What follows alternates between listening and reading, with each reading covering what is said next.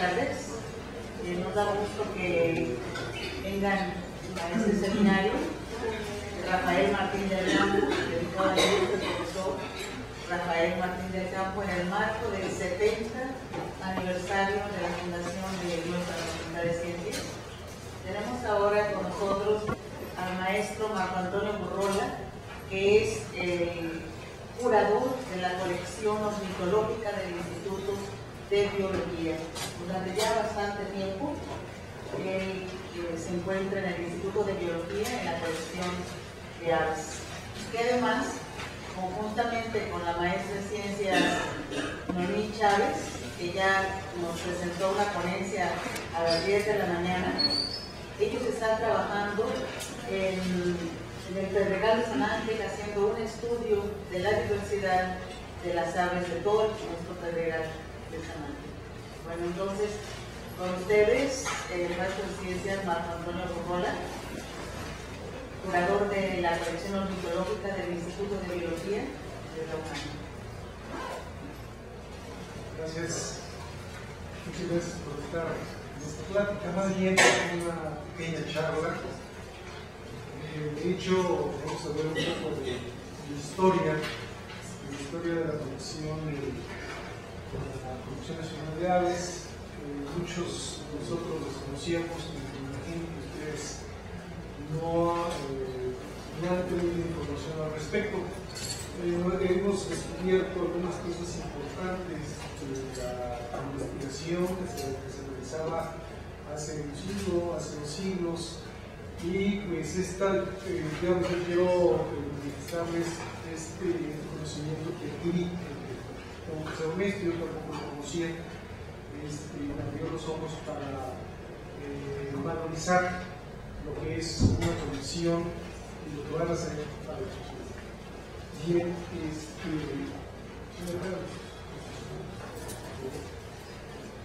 bueno, más que nada, esta es una charla. Yo digo que es un refrito, porque si ustedes conocen, hay una revista que se llama TIC, Revista Especializada de Ciencias Biológicas, que saca la Facultad de Estudios Superiores de Zaragoza. En el 2002 se hizo una recopilación acerca de la colección nacional. Ahí se hace una diagnosis, una cuestión histórica y cuestiones actuales sobre la misma.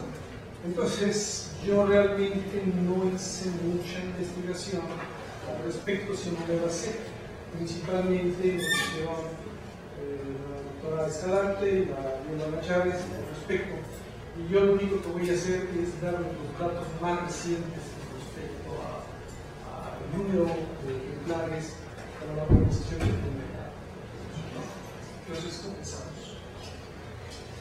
Bien, para hacer historia, digamos que por decirlo así, la colección del Instituto de Biología, particularmente la de aves, comienza aproximadamente en el siglo XVIII. No es exagerar. Esto es debido a que Carlos III mandó una expedición a México de científicos, dibujantes, naturalistas, para que hicieran una recopilación y recolecta de fauna, de flora y de minerales. El resultado de esta recolecta se funda en 1790 el primer gabinete de historia natural. Este es un gabinete parecido al que se encuentra en Madrid por aquellos tiempos. Entonces, en el primer gabinete de historia natural se concentran todos los ejemplares que se recolectaron por ese periodo de tiempo. Posteriormente viene la Guerra de Independencia, donde se entrega ese material a diferentes locales, a diferentes museos. Y en 1822 la Universidad Nacional rescata y digamos que se concentran en el Colegio de San Ildefonso. Posteriormente, en 1822, Agustín Iturbide crea el Conservatorio de Antigüedades. Esto es con muestras ejemplares del gabinete. Posteriormente, en 1825, Guadalupe Victoria crea el Museo Nacional Mexicano y concentra las colecciones que se encontraban en el gabinete de 1790 con el Conservatorio de Antigüedades. Ya para 1866, en la época del periodo de Maximiliano, se crea el Museo Público de Historia Natural, Arqueología y Historia. Y comenzamos realmente aquí a centrarnos en 1866, cuando se inaugura oficialmente el Museo Nacional de Historia Natural. Posteriormente, dos años después, se crea la Sociedad Mexicana de Historia Natural, donde concentra a todos estos intelectuales y científicos que empiezan a dar, digamos, que forma a la ciencia, a los diferentes tipos de ciencias en ese periodo. Más o menos por ese tiempo, un año después, se crea la revista, bueno, algunos consideran que revista, otros piensan que es un proyecto científico de la naturaleza. Aquí se concentran o se empiezan a escribir los primeros trabajos sobre flora, fauna y minerales en México. Y muchos de nosotros, tal vez algunos de ustedes, han utilizado este material, que realmente es muy poca biblioteca lo presenta, pero sí es posible consultar esta obra aquí. Bien, posteriormente, digamos que en este periodo de 68-88, como todas las diferentes colecciones y museos, tienen altas y bajas, en el sentido de que hay periodos de austeridad, hay periodos donde hay suficientes recursos para hacer expediciones, recolectar materiales, concentrarlos, y esos fueron utilizados para cuestiones de investigación y de enseñanza. En 1888 se crea el Instituto Médico Nacional en un área de Historia Natural. En el 95 el Instituto Patológico Nacional, y por ese periodo de tiempo la Comisión Geográfica Exploradora, a la que debemos también mucha información con respecto a los recursos naturales. Bien, ya en 1915 el maestro Herrera concentra todos estos institutos y museos en la Dirección de Estudios Biológicos, el DEP. Esta concentración derivó de problemas de los dineros. Mucho del material que se encontraba depositado se estaba deteriorando, y posteriormente, en 1929, se le concede a la universidad su autonomía, y creo que en ese mismo año que se crea el Instituto de Biología. O sea, a partir de allí, el Instituto de Biología empieza su carrera de formativa. La siguiente. Aquí tenemos una cuestión muy particular. Tenemos nuestro instituto, pero tenemos dos sedes. Digamos que las oficinas y laboratorios estaban en la Casa del Lago, que creo que la mayoría de ustedes conocen, y el museo y la mayoría de los ejemplares se encontraba en el Museo de Chopo. Entonces, uno en Chapultepec y otro en San Cruz. Unos datos para más o menos tener una idea de la cantidad de ejemplares que se encontraban en el museo para 1903. Eran 1.658 ejemplares, y para 1917 había aproximadamente 5.000 individuos inventados de aves. A lo que quiero llegar con esto es que en el acervo, que ahora se encuentra dentro de la colección actual, solamente tenemos 190 ejemplares. ¿Qué pasó con esos demás?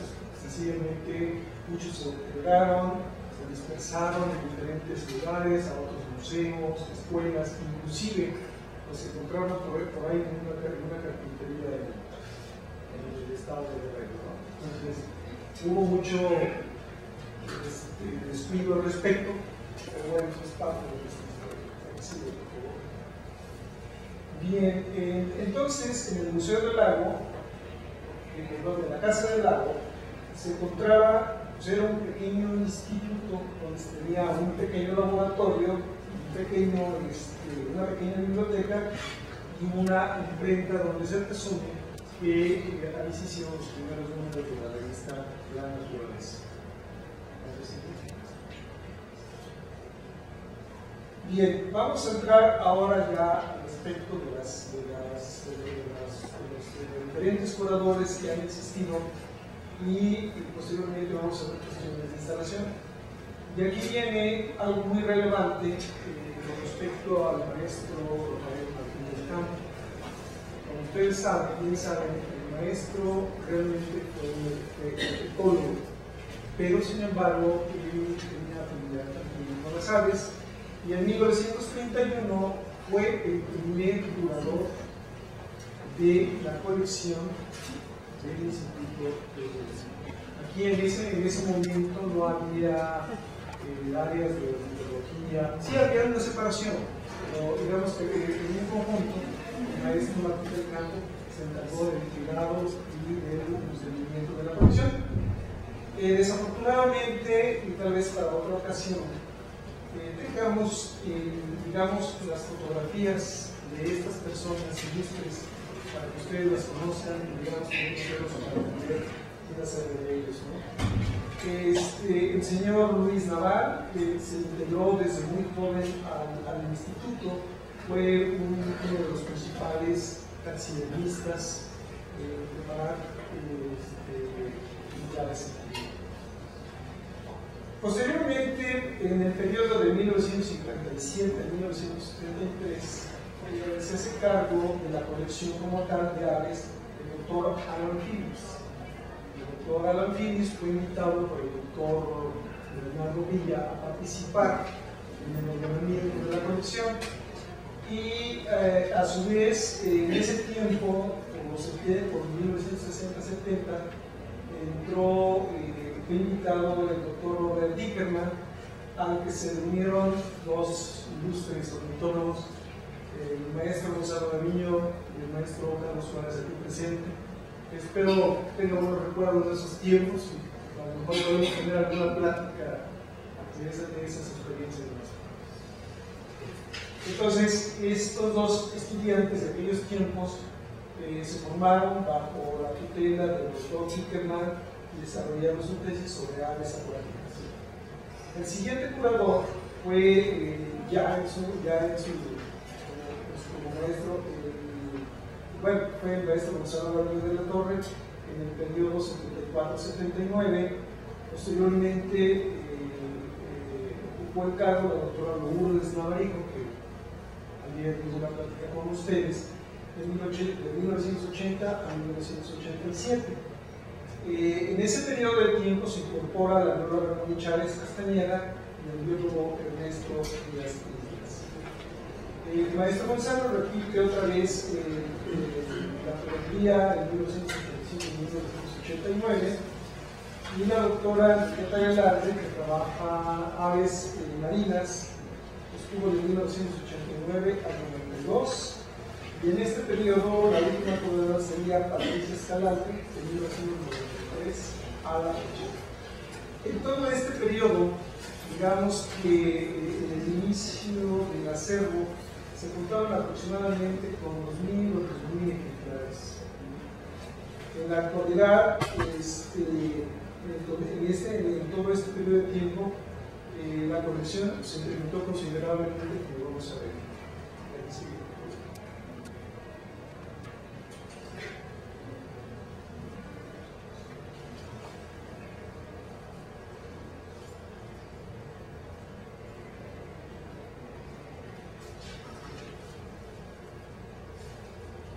Bien, esto es para que tengan una idea más o menos. En 1929, la Casa del Lago. En 1957, cuando el doctor Alan Phillips se hizo cargo de la colección, esto fue el antiguo Instituto de Médicas, que está al lado está cerca de Químicas, Ahora no sé qué realmente se cambió al instituto, no sé qué sea ahorita realmente lo que fue Ludetes anteriormente. En 1974 tuvimos nuevas instalaciones, lo que ahorita es Ciencias del Mar, empecemos con ustedes. Cabe señalar como cultura general que el Instituto de Biología dio origen a otros 2 o 3 institutos, que fue el de Fisiología, Antropología y el de Ciencias del Mar. Es decir, fue la Santa Madre de 3 institutos actualmente funcionando. Y por último, en el 2000 estamos posicionados a un lado del Jardín Botánico. Son 4 edificios, 4 módulos. En la colección nacional se encuentra el edificio del módulo A, B, C y D. En el D, en el primer piso, ahí estamos junto con las colecciones de herpetología, de peces y de galeones. Bien, ¿por qué colectar o por qué tener? ¿Cuál es la importancia de las colecciones? Los objetivos de la colección son 4 principalmente. El primero de ellas, evidentemente, es concentrar la mayor, o se trata de concentrar toda la diversidad del la República Mexicana por en este sentido, tenemos aproximadamente un 80-85% de la diversidad de la República Mexicana. ¿Qué hacemos con todo ese acervo? Bueno, una vez concentrado, pues tenemos que conservarla, tenemos que dar mantenimiento para la investigación de los profesores, investigadores y estudiantes que hacen uso de ella. No hay, quiero señalarles que no hay acceso al público general. Las colecciones son para investigación, básicamente. Entonces, también tenemos la obligación de hacer investigación sobre la biodiversidad, certificados faunísticos, algunas calificaciones de fauna en ciertas regiones, y con toda esta información dar asesoría sobre ecología y sobre la conservación de las aves. Esta es una parte de las instalaciones donde se encuentra el acervo, en el cual tenemos 140 metros cuadrados. A lo mejor algunos de ustedes conocieron la antigua colección, donde teníamos 70 metros cuadrados, y aún así un poquito más reducido. Tenemos el doble. La colección se modernizó con el uso de módulos movibles, en el cual la mayoría de normalmente todos los módulos se pueden mover, y si la colección llega a crecer considerable en un momento, se puede concentrar otro módulo, hacer los movimientos pertinentes y tener espacio para el futuro. Ahorita, en este momento, con el módulo que se adquirió, ahorita lo vamos a ver por detalle, y con el arreglo que hicimos de las diferentes gavetas, tenemos así a la velocidad con la que vamos concentrando ejemplares, tenemos espacio como para 10 años.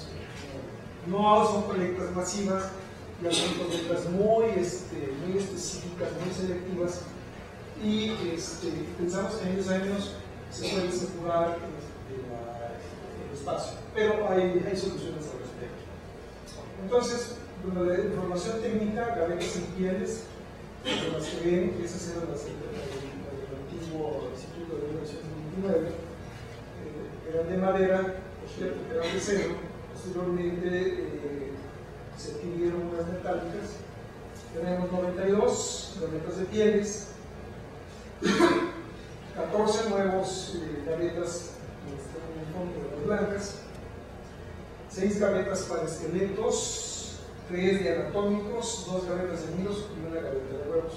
Evidentemente, la importancia ya se va, ¿no?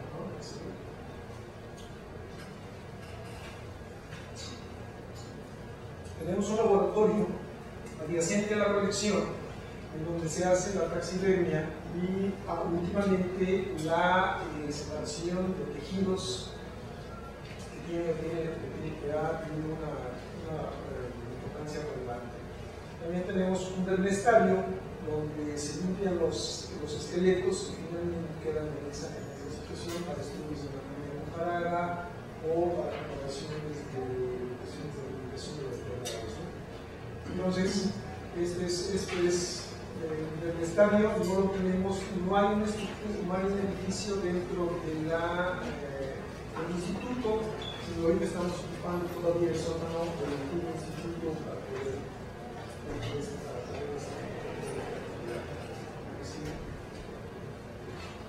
Bien, viendo números, no vamos a ir rápido porque esto los voy a explicar detenidamente más adelante.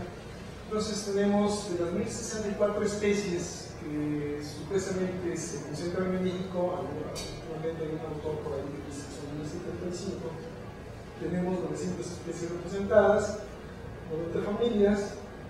Todavía cuando se hizo este artículo en 2002 se tenían 23.000 ejemplares, bien, ahora tenemos 29.000, de los cuales 190 son de la Institución Nacional, tenemos 3.200 ejemplares en esqueletos, anatómicos en alcohol 450, sí, aproximadamente 100 nidos, 150 conjuntos de huevos, más los tejidos aproximadamente 5.000 y contenidos estomacales de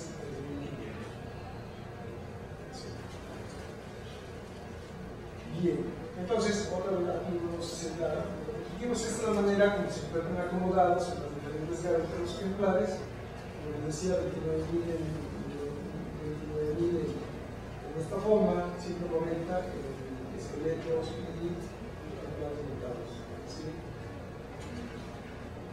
y la colección de esqueletos, todos los esqueletos están ordenados de manera taxonómicamente, dependiendo del tamaño, pues es el tipo de guía o el tipo de caja donde se conserva, aproximadamente 3.200. De anatómicos, ya es una colección obsoleta, para tener tejidos conservados en alrededor del 70%. De hecho, ya casi no tenemos o hacemos este tipo de muestras, porque esto se sustituyó por la toma de muestras que se van al congelador, y entonces ya esos tejidos se pueden utilizar para lo que se quiera. Ese es el ultracongelador, que es pequeño, pero se pretende que el instituto tenga dos o tres congeladores donde se concentren en el masivo todos los tejidos de los diferentes vertebrados. Estos son los rackets, todos están acomodados y las diferentes cajas están ordenadas por colector. Todo esto, quiero decirles que toda esta información se encuentra en un catálogo escrito y a la vez está en una base de datos que puede ser consultada por el usuario. Bueno, una pequeña colección de nidos. Los nidos están básicamente en una sola gaveta, 12 gavetas, perdón, están con sus datos. Algo que se me olvidó decirles, que todos los ejemplares, nidos, huevos, esqueletos y demás, tienen que tener la información básica. Información básica me refiero nombre de la especie, el estado de colectado, el municipio, el mar, las localizaciones de la localidad, el hábitat, algunas observaciones sobre la biología y el nombre de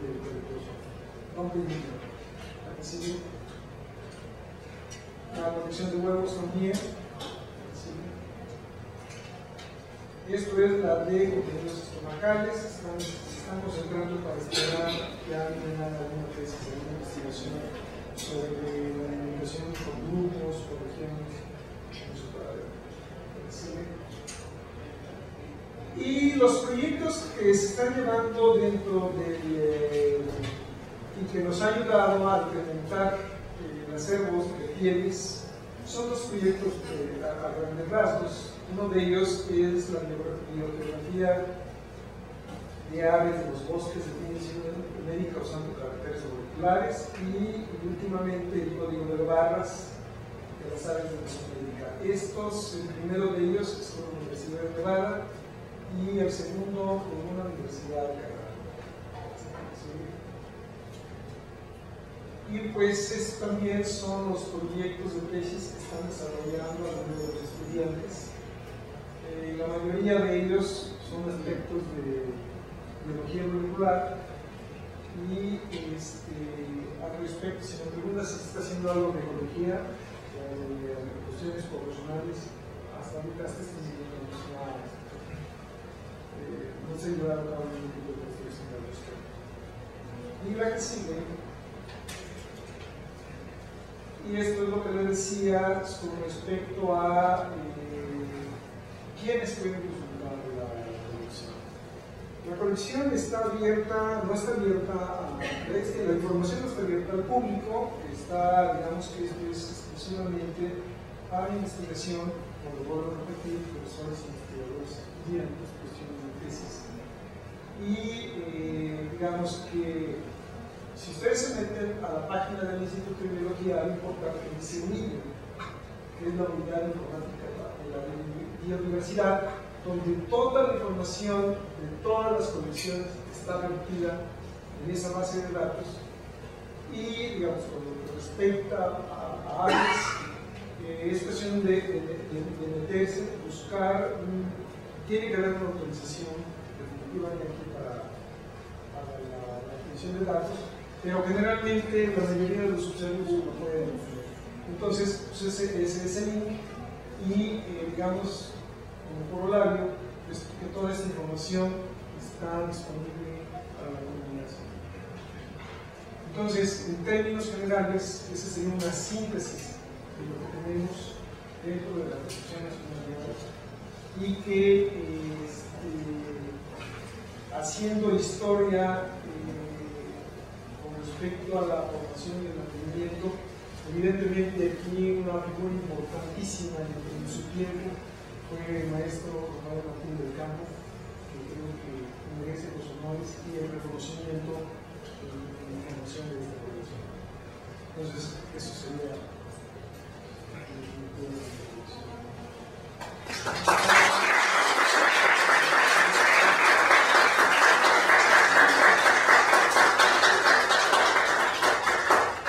¿Otra persona tiene alguna pregunta o comentario?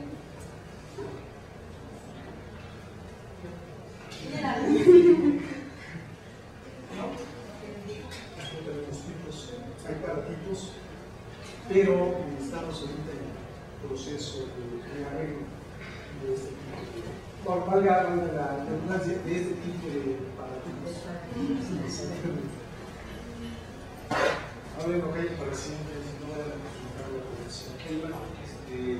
La mayor parte del equipo están concentrados en colecciones de Estados Unidos, de Europa. Perdón, ¿cuáles? La mayor cantidad de equipos ya. Sí, de hecho, si recuerdan bien, aunque si nos vamos otra vez al siglo XVIII, las colectas se hacían, digamos, hasta cierto punto, hubo mucha afluencia de europeos y de norteamericanos. Entonces, básicamente ellos tienen la mayoría de ese tipo de tipos. Y digamos que información de primera lo tienen ellos. Entonces, inclusive hace unos 10 meses estaba buscando hacer un calendario. El Instituto de Biología hace todos los años hace un calendario. Y para este año, bueno, para el que sigue, se pensaba utilizar especímenes que hubieran sido descritos por nacionales. Realmente no tenemos ningún ejemplar que vaya plasmado en ese calendario, porque la mayoría de ellos fueron descritos sobre todo por norteamericanos, europeos. Si se dan cuenta, el nombre científico es el doctor Linneo 1766. La mayoría son nombres americanos. Entonces, porque estamos también permitiendo un poco de información al respecto del cambio climático. La mayoría de esas descripciones que hicieron ellos, si acaso tenemos descripciones de subespecies. En eso sí hay algunos mexicanos que han hecho, porque tienen su nombre, inclusive tienen su nombre localizado, pero realmente es europeo o americano. Bueno, primero una felicitación por este acopio de datos tan importantes. En segundo lugar, por la cronología de las colecciones ornitológicas de México, que no creo que es la primera vez que nos la presentan desde sus orígenes en el siglo XVII, pasando por todas las vicisitudes que tuvo. En tercera, pues, obviamente por el avance que han tenido en el crecimiento, el ordenamiento y el enfoque de la investigación. La pregunta nada más es en el sentido hacia dónde van a orientar los estudios o el propio crecimiento de la colección, es decir, en términos de taxones, regiones o algún otro tema. Vamos por un camino.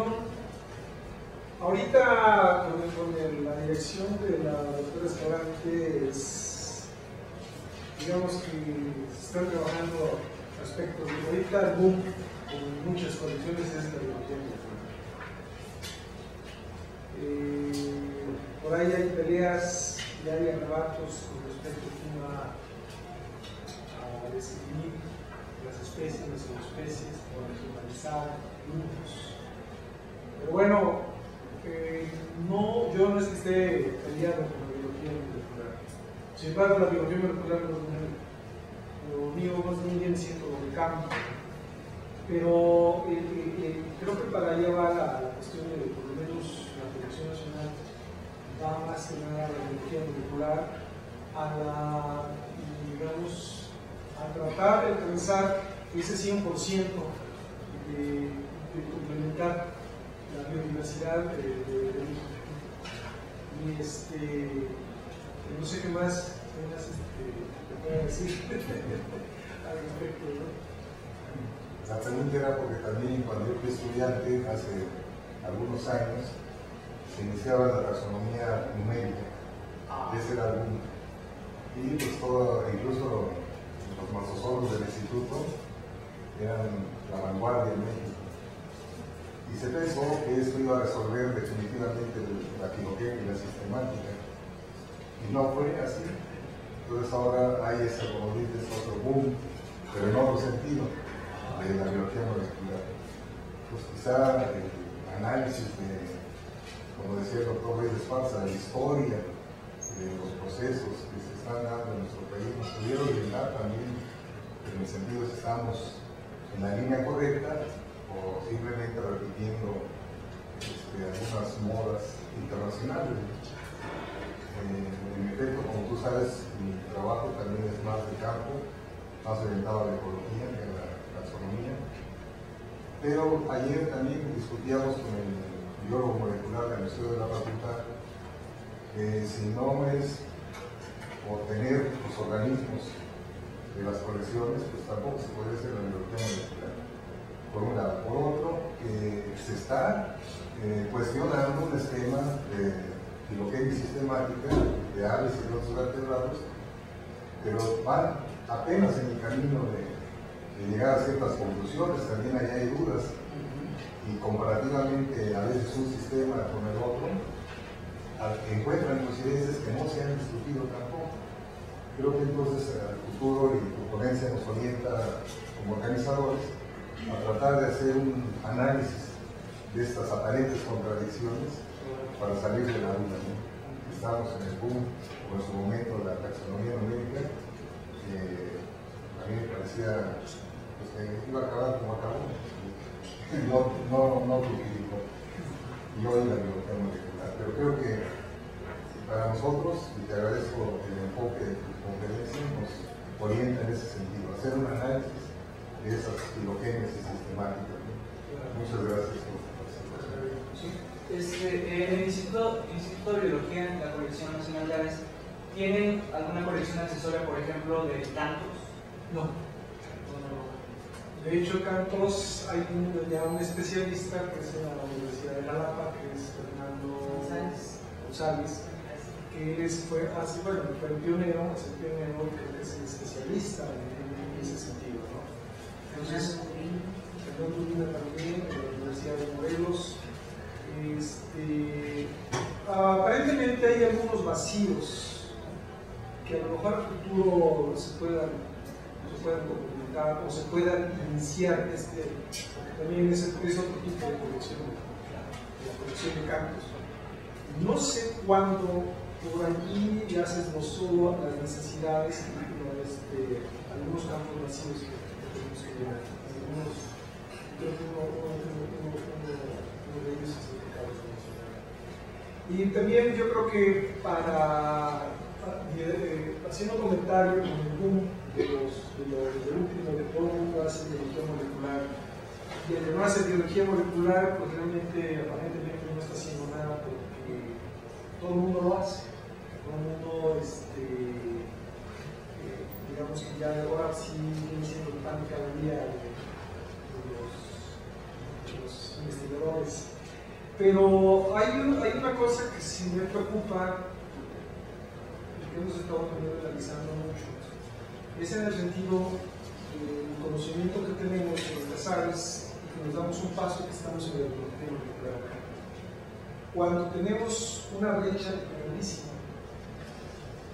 de desconocimiento de las historias de vida de las diferentes especies. No, yo no estoy hablando de... Digamos que yo me identifico más con el doctor Scotch, con Stiles, son ornitólogos de la vieja guardia que en su momento hicieron historias de vida y que todavía esas historias de vida las seguimos utilizando actualmente, son muy importantes. Pero sin embargo, si nos concentramos en México, historias de vida de las especies mexicanas las desconocemos. Entonces, tenemos un gran vacío, hemos dado un salto a la biología molecular, pero desconocemos realmente qué es lo que está pasando con nuestras especies, que no son pocas, 1064, 1075. Entonces, para investigar la biología, nos van a faltar años. Y con eso, en el 2012 ya no voy a llevar la China. No lo hagan más de Sí, realmente yo hice un trabajo, lo que dices es verdad, yo hice un trabajo sobre historias de vida de los recurridos vivos. Y me mandó con mexicanos y recurridos americanos. Y los únicos datos de historias de vida que encontré son de 1924 en Estados Unidos. Para acá, de 1924, 1923 a la fecha, no hay estudios de historias de vida, y menos en México. Entonces creo que sí es muy importante ese espacio que puede haber por estudiar. Mucho por investigar. Bueno, para información de ustedes, mi tesis también como historia de vida, mi tesis de licenciatura, que fue sobre la chachalaca, en aquellos tiempos, y de ahí se han derivado algunas cosas también interesantes, ¿no? Yo creo que no hay que ser tan complejos para hacer investigación o para poder hacer estudios básicos. Sí, y otro estudio de vida de coclearios hecho en México, y que nunca se había hecho el profesor Carlos Párez. Y hasta la fecha, nadie se ha las cosas pueden ser aquí, pueden ser regionales, pueden ser comparativas de diferentes áreas. Pero bueno, tenemos el mundo y tenemos nuestras necesidades también, ¿no? Pues yo creo que lo que cada uno de nosotros, por lo menos la vieja guardia, pues estamos haciendo recuerdos.